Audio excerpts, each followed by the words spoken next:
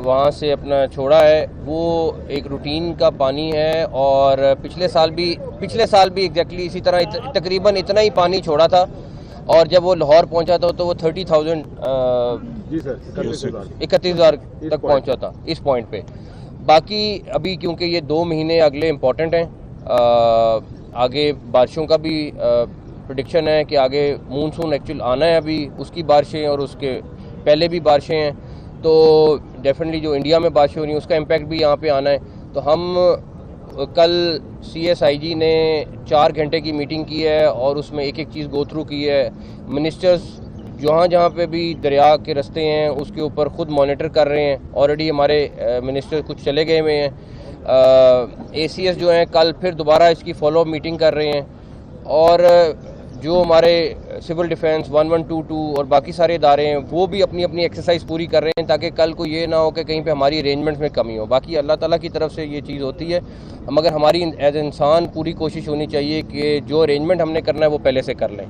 तो ये CM साहब चीफ मिनिस्टर साहब ये बताइएगा कि हमेशा से ये होता है कि जब फ्लड आता है तो उसके साथ अपने ज़ाहिर है पानी आता है तो नुकसान होते हैं। इस दफ़ा आपने रिलीफ वर्क के लिए क्या स्पेशल अरेंजमेंट्स किए हैं, क्योंकि फ्लड तो आ गया उसे तो आप रोक नहीं सकते, तो जो बाद में रिलीफ वर्क होता है जैसे यहाँ पर भी पिछले साल 2-3 अमवात हुई उनको रोकने के लिए गवर्नमेंट क्या प्लानिंग? देखें ये सारी आप देखें ये सारी की सारी दरिया के अंदर आबादी बनाई हुई है लोगों ने।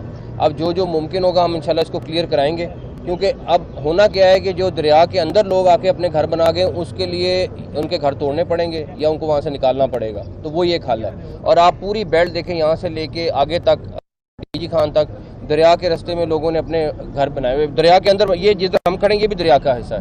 एक्चुअली हमें यहाँ पे होना नहीं चाहिए, हमें तो उस साइड पे होना चाहिए, लेकिन क्योंकि सारा कुछ बना हुआ है अभी ACS ने अभी यही कहा है कि ये सारी रेत है इसको वैसे ही क्लियर कराना चाहिए ताकि अगर पानी आए भी तो उसका फ्लो सही जाना चाहिए। निचले दर्जे का स्लाब जैसे आपने खुद बताया, जैसे ही आप आए हैं मैं 11 बजे का यहाँ पर हूँ, जैसे आपको पता लगा CM तमाम टीमें और तमाम जो डिपार्टमेंट है यहाँ पर आए, ये बिल्कुल सारा ड्रेन का जो पानी है जो दरिया रावी में शामिल हो रहा है। तो ऐसे प्रोजेक्ट्स ही करने चाहिए कि जितनी यहाँ पर आबादी है उसके ड्रेन का जो सिस्टम है उसको बेहतर बनाया जाए, क्योंकि यहाँ पर जितने भी डॉक्टर्स है जितने यहाँ पे स्टाफ अभी मौजूद है लाइफ स्टॉक का, वो आपके सुनने के बाद यहाँ पर तमाम आए, जैसे ही आपने जाना दोबारा इन्होंने चल नहीं। मैं आपको बताता हूँ जो लाइफ स्टॉक और लाइफ स्टॉक यहाँ मौजूद है, देखिए हमारा एक तो इंसानी जान बचाना काम है अगर अल्लाह ना करे सैलाब ज़्यादा आता है, और दूसरा जानवरों को बचाना भी जरूर, क्योंकि वो कई दफ़ा ये होता है जानवरों का नुकसान बहुत ज़्यादा हो जाता है, आप इंसानों की जान तो बचा लेते हैं। कोशिश कर रहे हैं कि हर सूरत, ये तो खैर अभी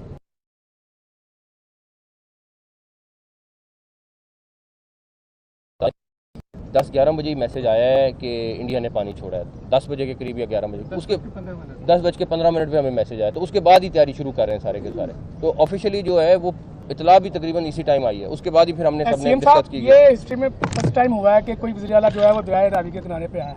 आज से पहले कोई वज़ीर आला जो है वो दरिया पे नहीं आया, यहाँ नहीं आते रहे होंगे, नहीं आया, कोई नहीं आया। और दूसरी बात यह है कि जिस तरह आप लाहौर में दरिया रावी के किनारे में आए हैं, तो इसी तरह राजनपुर और डीजी खान के जो रोहतकोही के नाले हैं जहाँ से अभी मज़ीद पेशन गोई की गई है सैलाब की, डीजी खान के पहाड़ों से जो पानी आएगा, तो क्या वहाँ पर इंतजाम मुकम्मल कर लिया गया? आप वहाँ पे भी जाएंगे? हमारे मिनिस्टर्स ऑलरेडी चले गए और हमारे जो प्लानिंग के मिनिस्टर हैं बिलाल साहब ऑलरेडी वहाँ मौके पे मौजूद हैं, तो वो हर इलाके हर डिवीजन को मॉनिटर भी कर रहे हैं और तैयारी भी कर रहे हैं। सर जी यहाँ पे जो लोग बसते हैं आप कह रहे हैं कि यहाँ से उनको निकाल रहे हैं, तो उनकी रिलीफ के लिए क्या नहीं देखिए अगर कोई सरकार की ज़मीन पे होगा तो हम उसको क्या करेंगे। अब बहुत सारी आबादियाँ हैं, ये लोग जाएंगे वापस आ जाएंगे। नहीं देखें ये तो फिर एडमिनिस्ट्रेशन का काम है ना इंश्योर करना। देखें ये पहली बात है यहाँ पे ये बननी नहीं चाहिए थी, दरिया के अंदर बनी हुई है, कल को कोई नुकसान होगा तो सबसे ज़्यादा होना है कि जी लोग फौत हो गए।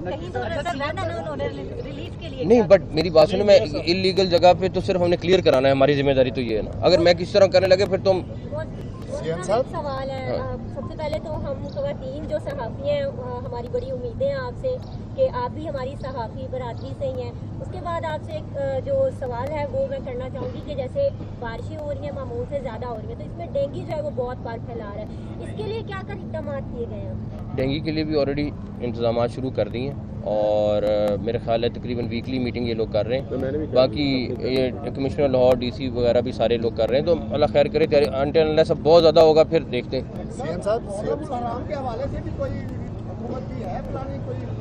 कल 2 टॉपिक्स पे CS ने और IG ने मीटिंग की है 4 घंटे की। एक सैलाब था, एक मुहर्रम था, तो ऑलरेडी वर्किंग शुरू हो गई है और डीसी लेवल पे, कमिश्नर लेवल पे, प्रोविंशियल लेवल पे, फिर हम सारे मिलके इंशाल्लाह ताला मिनिस्टर्स हर डिवीजन में जाएंगे मुहर्रम की तैयारी के लिए। सीएम साहब आज तो 100% इंतजाम नजर आ रहे हैं क्योंकि आज आप ने मैं रोज आऊँगा।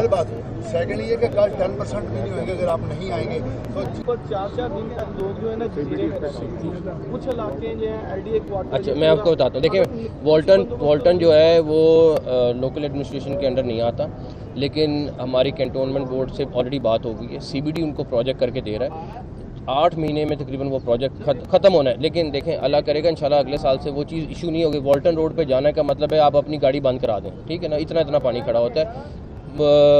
कैंटोनमेंट ने और जो वहाँ की एडमिनिस्ट्रेशन है उन्होंने ऑलरेडी उसका नोटिस ले लिया, वो अपने एक्स्ट्रा पंप्स लगाने लगे। उन्होंने वो अरेंजमेंट करना है और उन्होंने उसके लिए मीटिंग वगैरह कर ली है। जो वासा हेल्प कर सकता है वो भी करेगा। इसके ऊपर हमारी ऑलरेडी नोट्स एक्सचेंज हुए और बातचीत भी